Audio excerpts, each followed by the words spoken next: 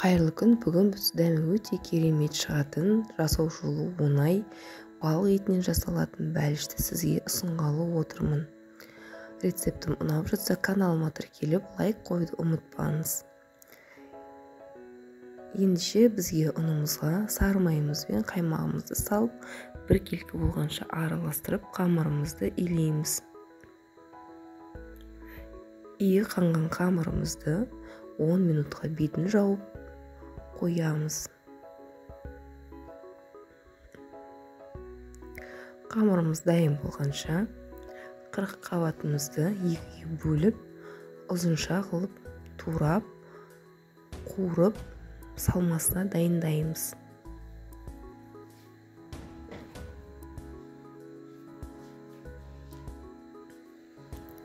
Дайын болған туралған 40 қабатымызды қызып тұрған сковородкамызға салып қуырып аламыз.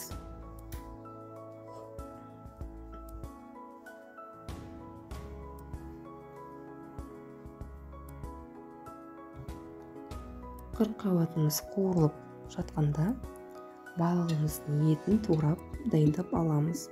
Менде судак балығының филесі. Балығымыз дайын болған соң иі қанған қамырымызды екіге бөліп, қалыңдығы 4-5 сантиметрден аспайтындай қылып, жұқа қылып қамырымызды ысамыз.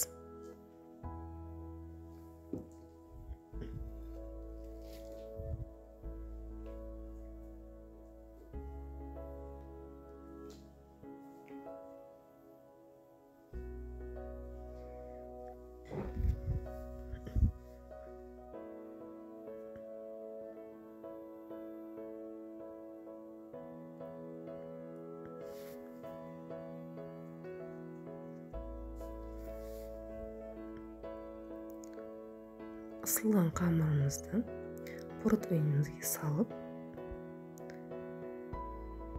орнықтырамыз.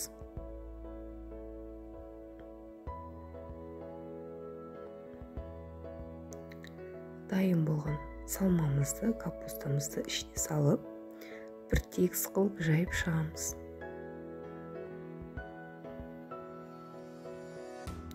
Үстінен балығымызды салып, дәмі бойынша тұз, бұрышымызды салып,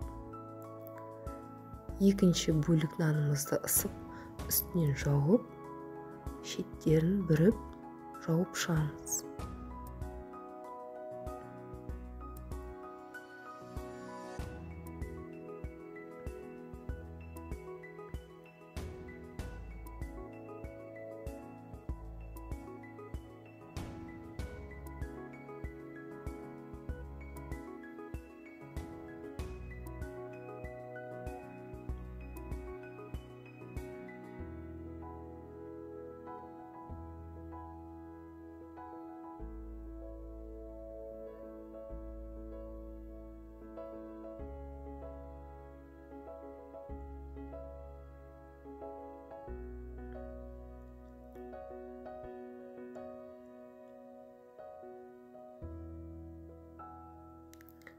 Дайын болған пирогымыздың бетіне жұмыртқаның сарысын жағып, 160 градус пешке қызып тұрған 35 минутқа салып пісіріп аламыз.